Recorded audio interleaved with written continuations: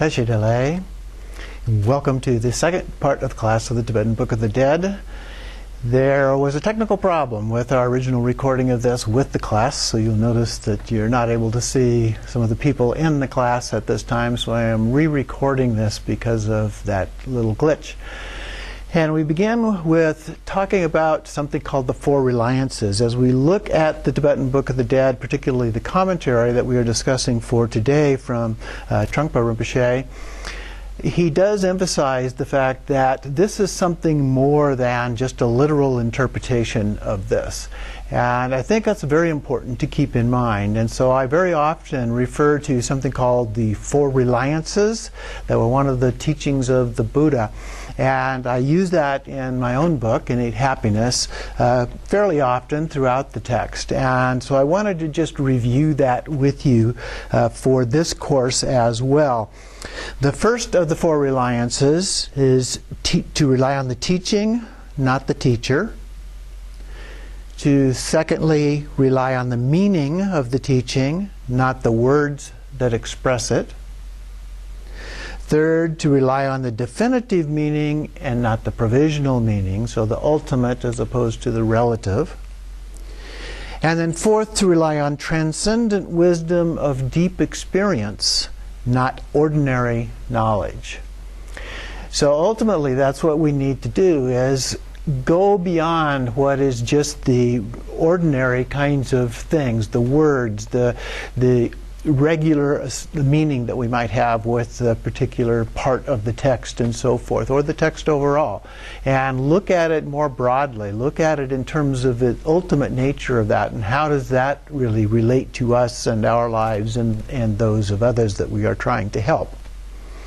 So I think that gives us a little bit of context that can help us as we pursue this process. Now, for today's part of our assignment, we're looking at the commentary, which begins on page 1 of the text, I believe, yes. And this is written by Trungpa Rinpoche. It was probably actually a talk that he gave that was then transcribed into this format. One of the things that you will note about it is that it does bounce around a little bit in terms of the order, the sequence of things that is being discussed here relative to the Tibetan Book of the Dead itself and the experience of the bardo that we would normally go through. But he begins with trying to give an overview of what is the message of the book. And there's several things that I wanted to point out from this. One is that the focus is on the fundamental principle of birth and death recurring constantly in this life. The Dzogchen Panlop Rinpoche talks about our practice, for example, as having plan A, which is to achieve enlightenment in this lifetime, but if that doesn't work out in the bardo, we have plan B. And literally all of our practices are in some way connected to both of those two options. And so let me use probably the classic example would be deity yoga practice. So as we do a deity yoga practice, we're focusing on a deity, but the idea is for us to be able to transcend our ordinary lives into that of being a Buddha, and that is a helpful way of overcoming some of the afflictive emotions that we have and so forth in order to be able to do that.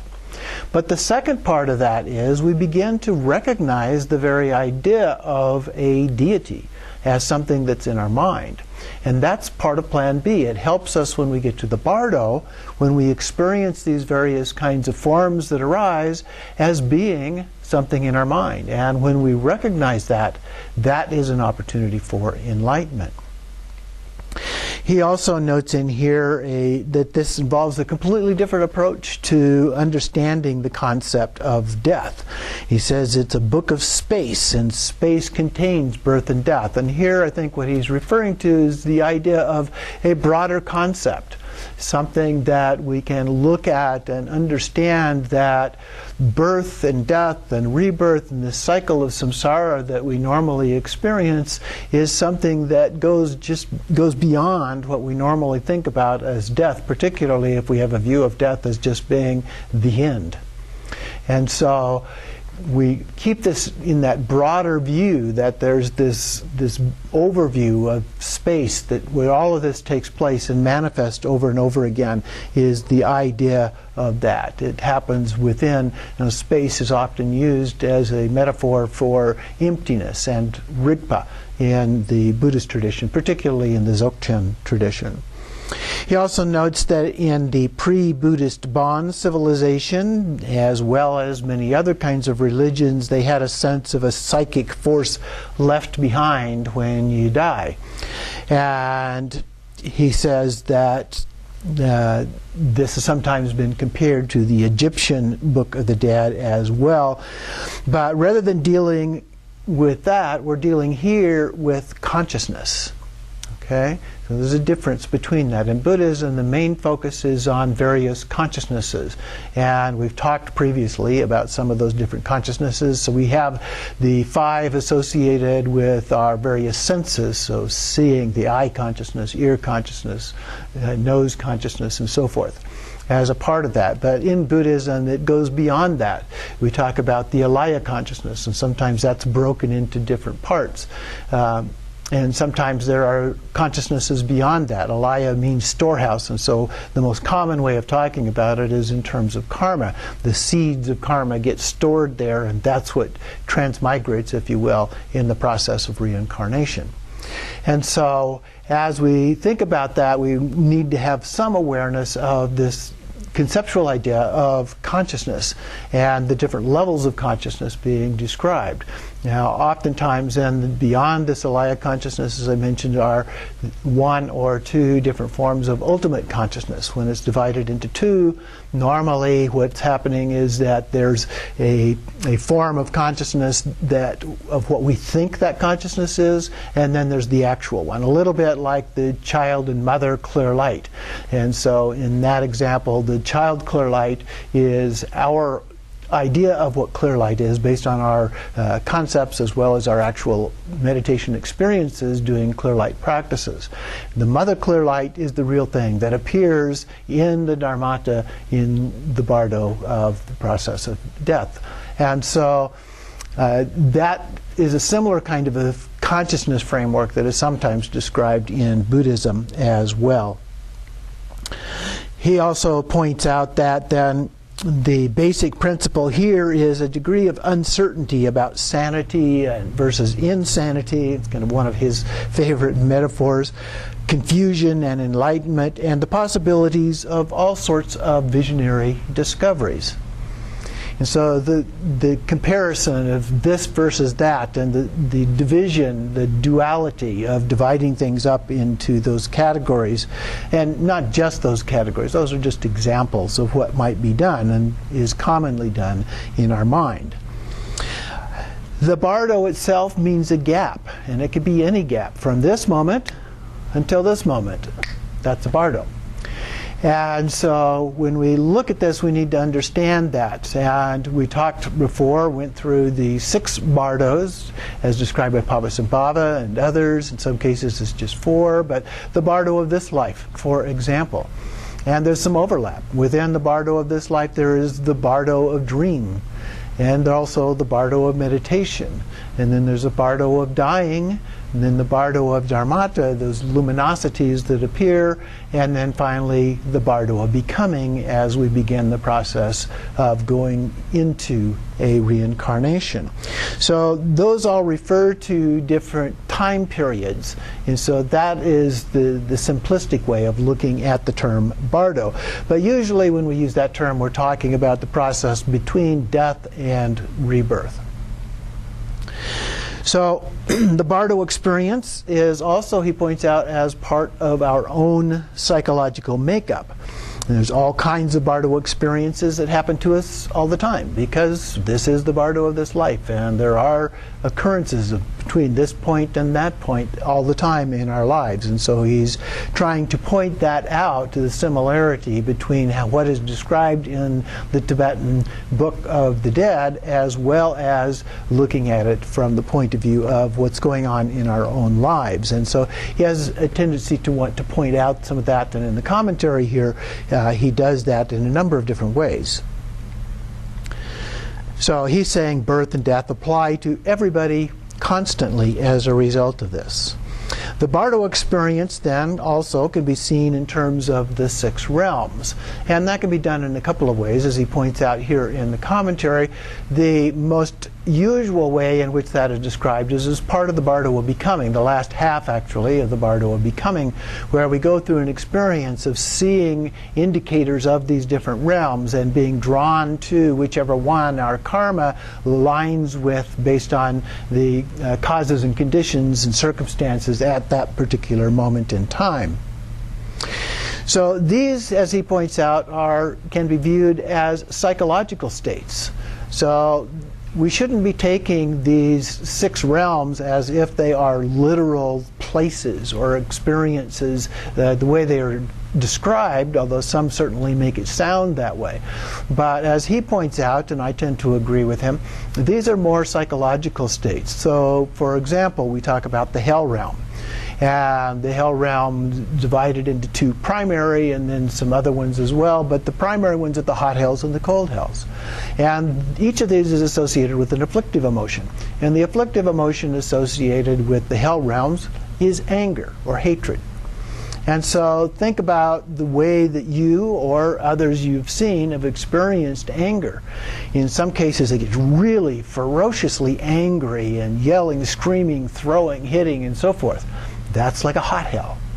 On the other hand, some people just go completely inside. All they want to do is go into the bedroom or someplace else, get away, not say anything. That's like a cold hell. And so we experience these things. We may not experience all of them, but we experience them in our lives in different ways. And so the hungry ghosts, associated with greed, and so the desire to have more and more, even though we may have a lot, we continuously want more and more and more, and we're addicted to the getting of things rather than the having of things, as he points out in the commentary here. And then the animal realm, which is associated with ignorance, and not the fundamental ignorance of understanding our own true nature, as we talk about in Buddhism, but rather in this case, not understanding how we create suffering for other beings. We insult somebody. We can make them feel bad. That's a form of creating suffering for another being. More specifically, in this case, it usually talks about the suffering of animals. And so one of those is when one animal eats another animal. They're not familiar with or understand the suffering that they're creating for that other animal. Or animals that are used for work purposes, when you attach a plow to an animal to pull that plow, and the suffering that they have to go through in order to do all of that work and so forth. So these are the kind of things associated with the animal realm. The human realm is associated most closely with desire, attachment, and sometimes specifically lust, that sexual kind of desire that we often have. But it can be other forms of sense desires that we have as well as a part of that. And we all experience those kinds of things. Maybe you like going out to a favorite restaurant and having nice food, or having a drink with friends, or those kinds of things. Or maybe we have other kinds of things that we're very much attached to, even our relationships to other people, our friends, our family, and so forth. But it's not just having those kinds of desires. The desire, for example, to attain enlightenment is a very good thing. But it's when those things get carried away and become extreme and so focused on it. I remember my mother talking to me when I was a young child every Christmas. What was it? Oh, I want this, I want that, I want something else. And she would say, want, want, want. All you do is want.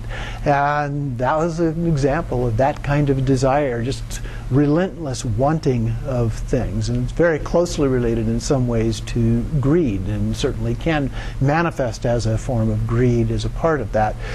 But usually the desire realm is associated with greater things than that. So even though sex in and of itself isn't either good or bad, We may have a craving for that is beyond the ordinary, and to the point that it interferes with our lives in many different ways. And so that would be the kind of thing. And then we have the jealous God realm. And of course, jealousy is the afflictive emotion associated with that. Whether it's jealousy of what somebody else has accomplished, jealousy of what somebody else has, jealousy in terms of a relationship, all of those kinds of things come up as a part of that, and the suffering that we experience because of that, and in some cases because of what we do. Might be anger, for example, that manifests as a result of our jealousy, and that can create suffering for others as a part of that as well. And finally, we have the God realms. And the God realms are associated with pride or arrogance. You know, I'm better than you. I'm really good. I am such a good meditator. You know, I have a nicer car than you. I have a better house than you. I have a better job than you, and so forth. So we can certainly get carried away with our arrogance, even to the point of becoming a narcissist, where we are the only one that is really important in any way. So those are some of the 6 basic afflictive emotions that human beings experience. Like I said, we don't all experience all of those, or to the same degree, or even in the same way. But they are afflictive emotions out there, and they do relate to the experience of these different realms in our lives. So that's an example of how those apply to our lives, and then they also apply in this bardo experience. So then, let's see where he's talking here. So he raises the question then, and this comes up, I've heard it from a number of people, how do we know that these things actually happen to people who are dying? Now, what really happens when somebody dies? And we know from experiences, near-death experiences, and people have talked about what kind of things happen under those cases where they've stopped breathing, the heart has stopped, they are considered to be dead from a Western point of view, but they have certain experiences and they come back and relate those, and many of them are somewhat similar, like the experience of going through a tunnel, or the experience of a intense white light, or a warm feeling, not wanting to come back, and so forth. Somebody talking to them and saying, yes, you need to come back. So those are experiences that a lot of people have had. But he then continues on here and says, well, somebody recently born should have memories of the period between death and birth. So not just a near-death experience, but the complete experience and then being reborn. We should have some kind of a memory of that, and we tend not to. And he says, well, we've been indoctrinated by our parents and society and so forth into a different kind of framework, but we still may get occasional glimpses into what that was like or may have been like. There have been a couple of fairly good studies that were done, because usually these memories occur with fairly young children. And so by talking with the children and trying to determine what their experience was or what they believe it was, and then going back and trying to identify where that might have happened, doing the best they can to ensure that there wasn't something that happened that was a learning experience for the young child as opposed to an actual experience from previous life and so forth. And the research, I think, is fairly good, but from a scientific point of view, is still what we call anecdotal. That is, there is no proof. There is just a collection of some degree of evidence that supports that possibility. So we still don't know for sure, but we also don't know for sure that it's not possible.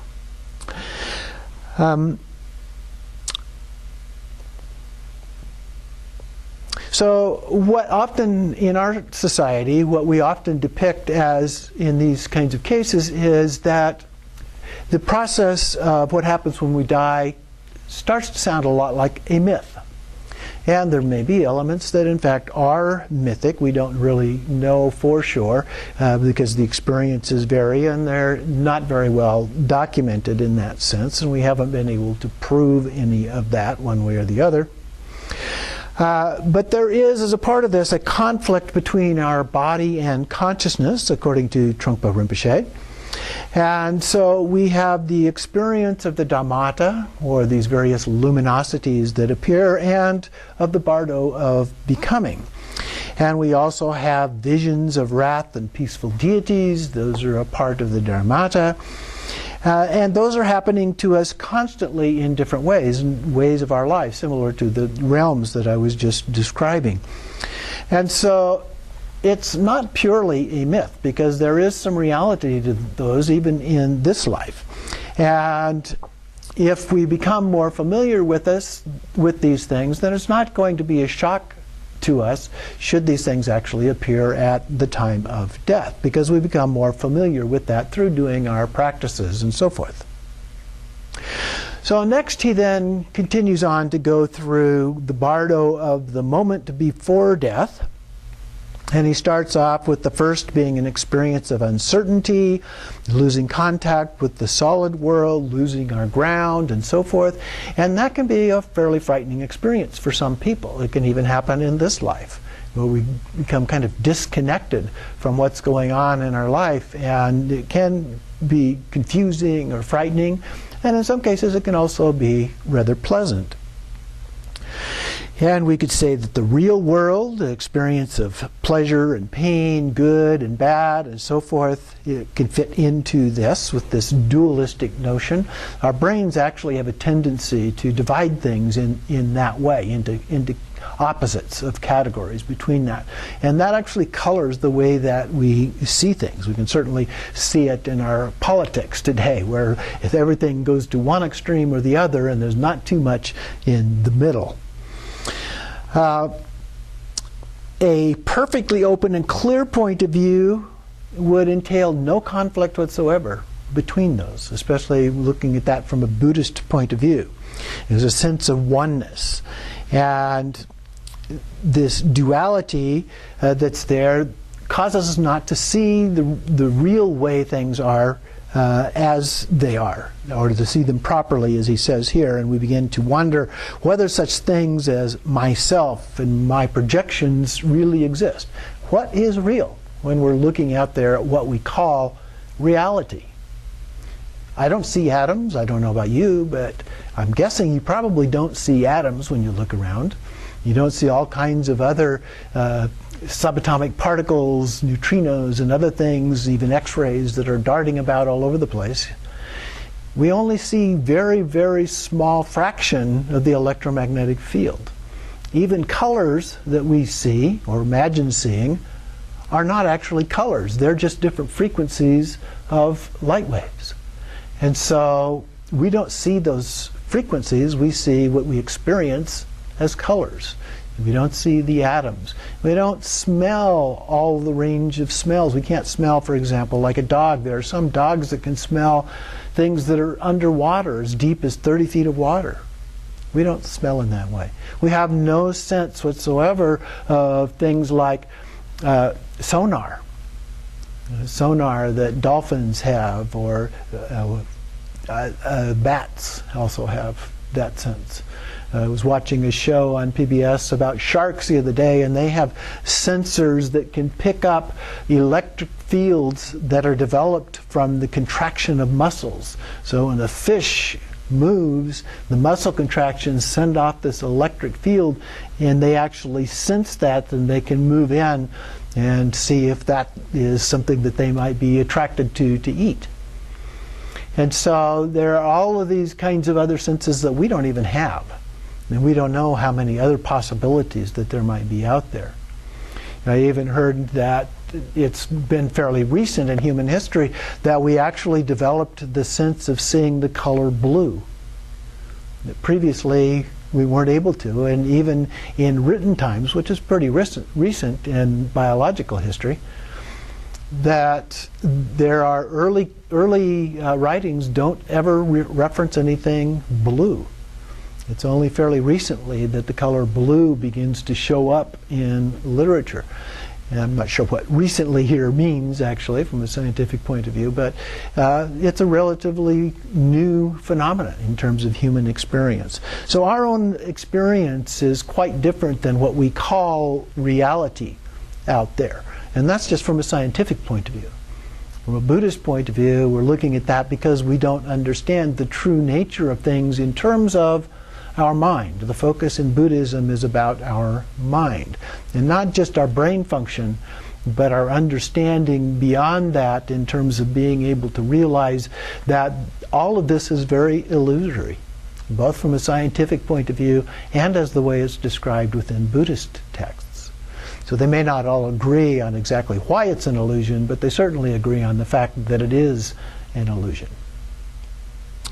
So that kind of dualistic experience that we often have can result in confusion as a part of that, dissatisfaction, uncertainty, good, bad, right, wrong, and so forth, like and dislike, love and hatred, all of these kinds of things.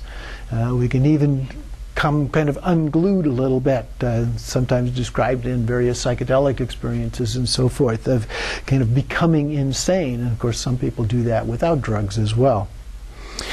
And so leaving the world of duality and going into this woolly, fuzzy emptiness, as Trungpa describes it here, the world of death, can be kind of uncomfortable for us. But by creating some habitual tendencies as a result of doing our practices, that can be somewhat helpful to us.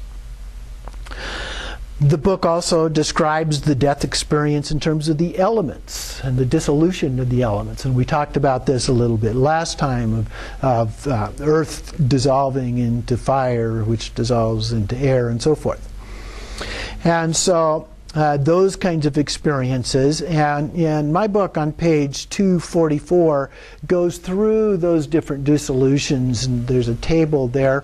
And so that may be helpful to you in looking at these different, or it's 245 actually, where the table is. It may be helpful to you as well. And we went through these a little bit before, but there are more elements to it than what I went through in describing it before. So earth, water, fire, and wind are the four elements being described here. The space is not included in this particular one.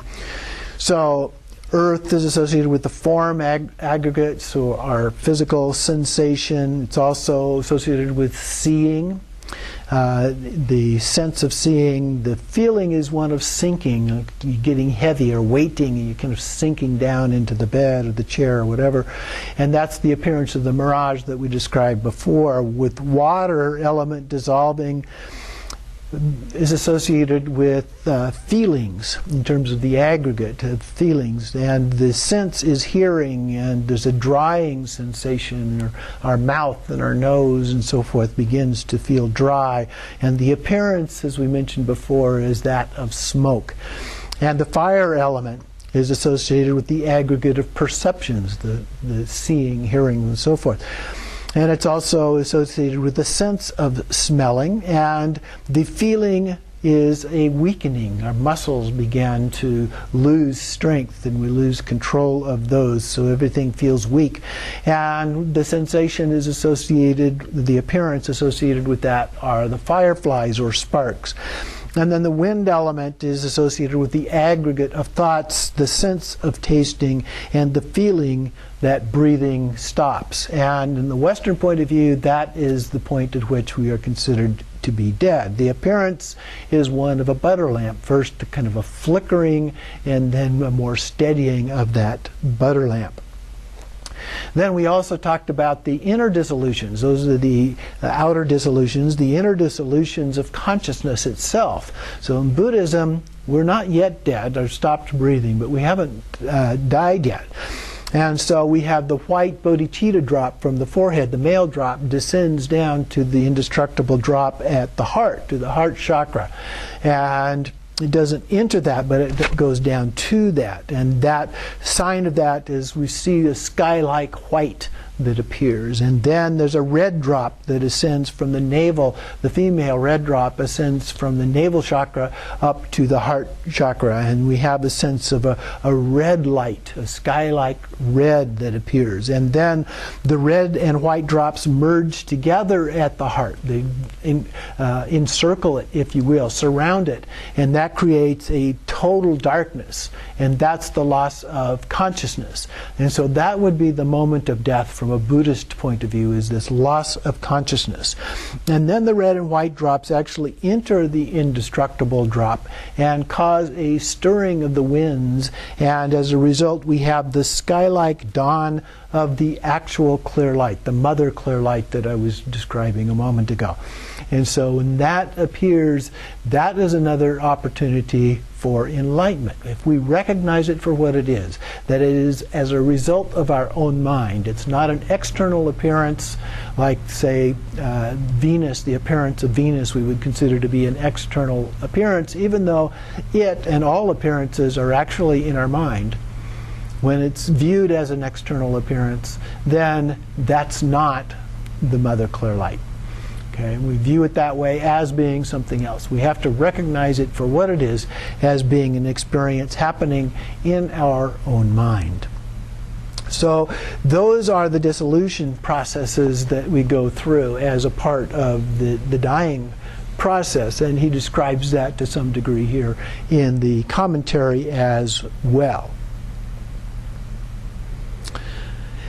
Then he also talks a little bit about the experience of the luminosity. So here the Dharmata, this is the experience of the clear light. And he said at this point we're no longer able to struggle as though pain and pleasure are occurring at the same time. It's a fairly intense experience, and most sources describe it as a fairly intense experience. It's like trying to be something is completely confused, and the hope of enlightenment and the fear of becoming insane just at the same time. Now, I think Trungpa Rinpoche has a tendency towards exaggeration a little bit compared to other sources, but it can be a very intense kind of an experience. The next step then is luminosity in terms of daily life. This luminosity is a neutral ground or background that occurs. It's our own Buddha nature, if you will, or the Dharmakaya. But if we have no means of connecting with this, and the confused energy still dominates our mind, then the energy falls and we begin to grasp and experience things like the 6 realms. And this is in this life, not just in the bardo. And so we need to be aware of these afflictive emotions. We need to be aware of their arising and how they affect us, and what kind of things that we can do about that, if you will.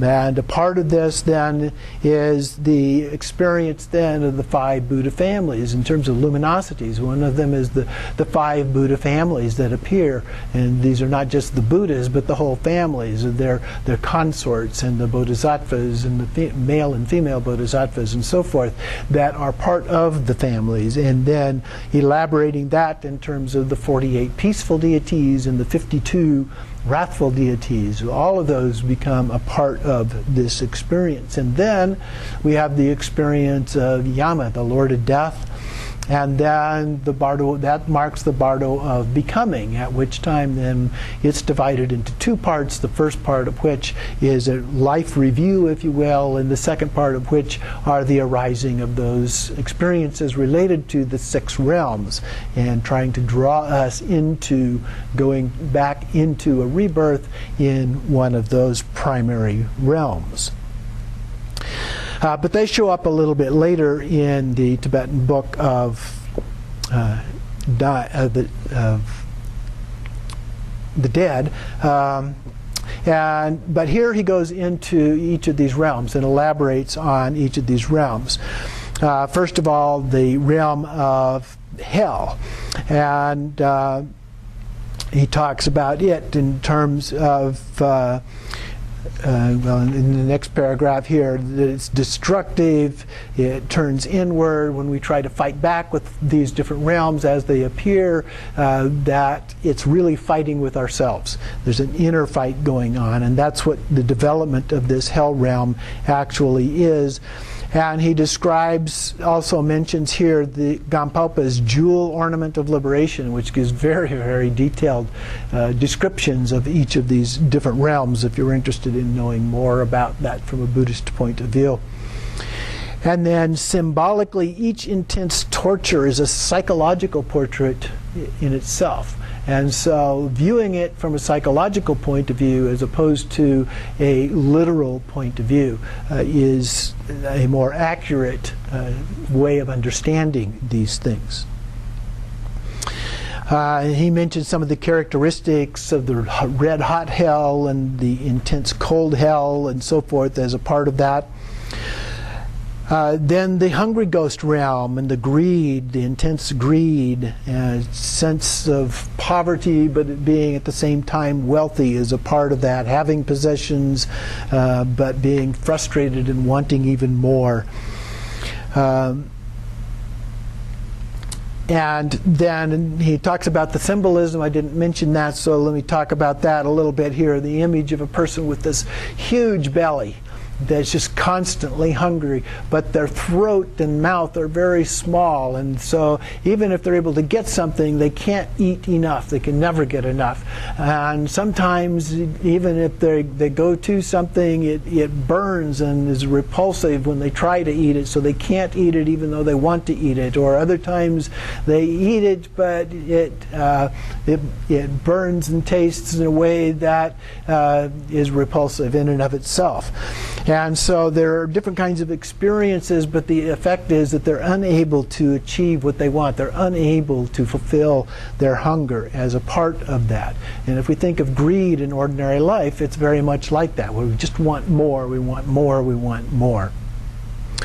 The animal realm, the ignorance of suffering that I mentioned. Now here he talks about it as an absence of a sense of humor, which strikes me as a little bit odd based on other descriptions that I have seen of this.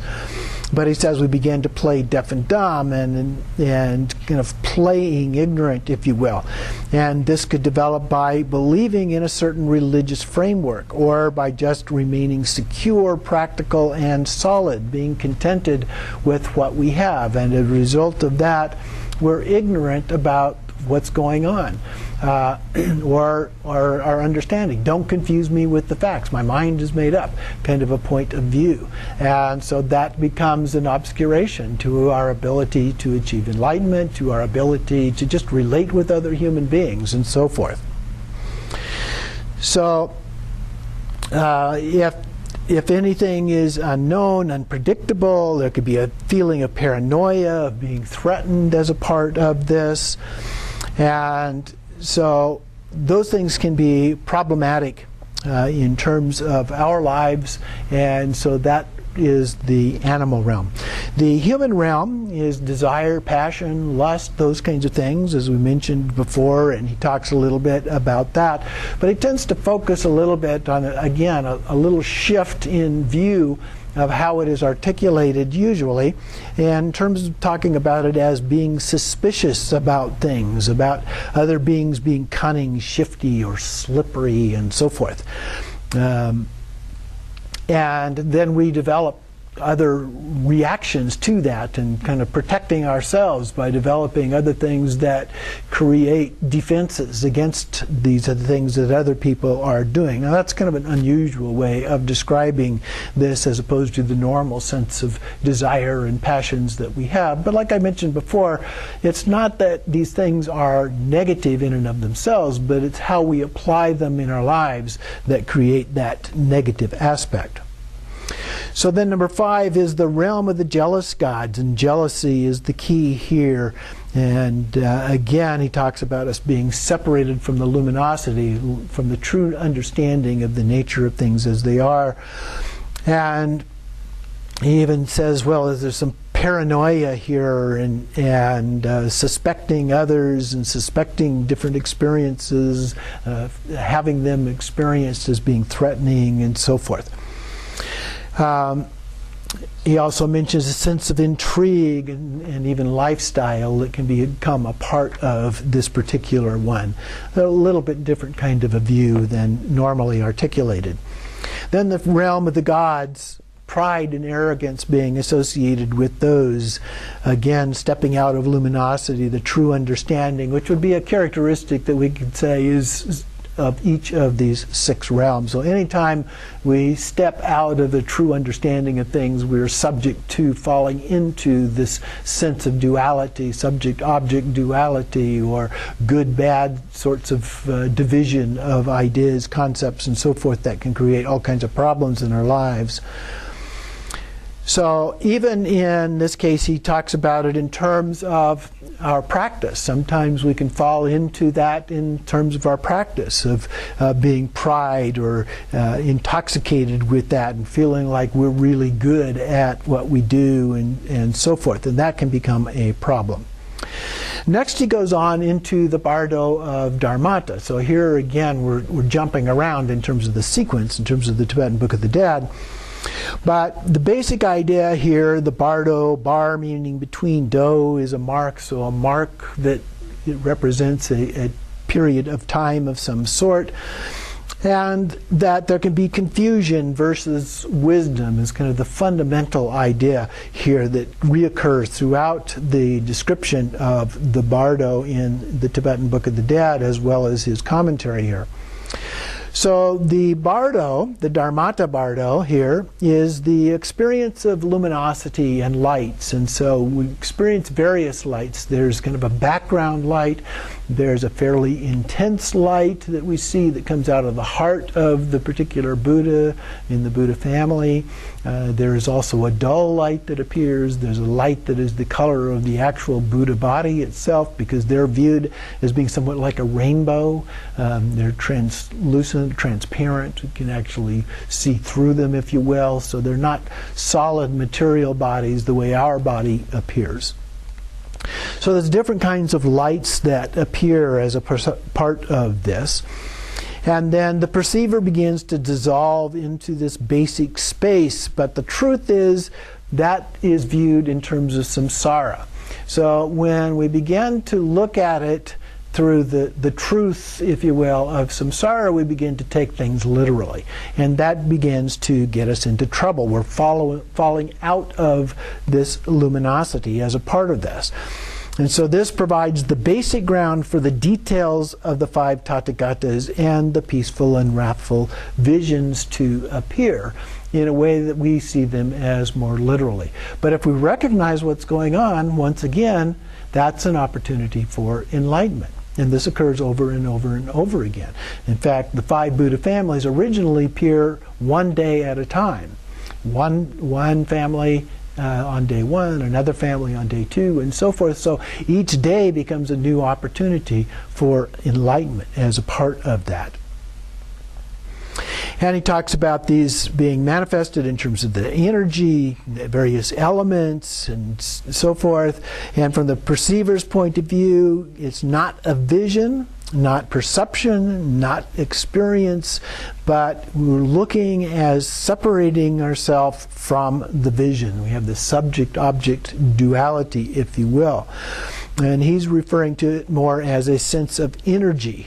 And so when we separate those energies from ourselves, then we create that sense of duality. And it becomes more of this psychological portrait that he has referred to. He also talks about here, just briefly, what is usually called a dark retreat. Here he refers to it as a bardo retreat, the experience of 7 weeks or 49 days in an environment of absolute total darknesses, not even the least little shred of light. Everything is completely blocked out. And of course, to do this, you need to have a very special facility that actually has total darkness. That's not really easy to create in our lives, but it can be done. But in addition, you need other support. You need somebody who has experienced that, who knows what they're doing, that can help you understand the experiences that you're having. You also need somebody who can bring you food, who can care for you in that way. You need to have bathroom access and so forth, again, in total and complete darkness.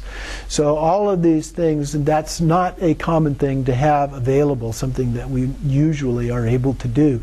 In our Sangha, we do not attempt to do that because of the difficulty of having that. But there are other experiences, particularly the Dzogchen practices, which can help us attain enlightenment without that one particular experience. But anyway, he does do a description of these and seeing things a little bit differently under that. And again, the possibility of kind of losing our sense of ground in that particular thing. But there's also the possibility of psychological risk when we begin to lose that ground. And so you need somebody who has experience with this rather than trying to do it on your own, so they can help you if you start to have that kind of a sense of loss. He mentions that the sense of luminosity tends to flash on and off as we go between Dharmakaya and luminosity. This is in the experience of these dark retreats and the understanding of the Tathagatas. So various kinds of appearances can develop. Initially, they're kind of random visions that can appear, but then those begin to develop into more concrete kinds of forms, not unlike what happens in the experience of sky gazing in the Togao experience practices.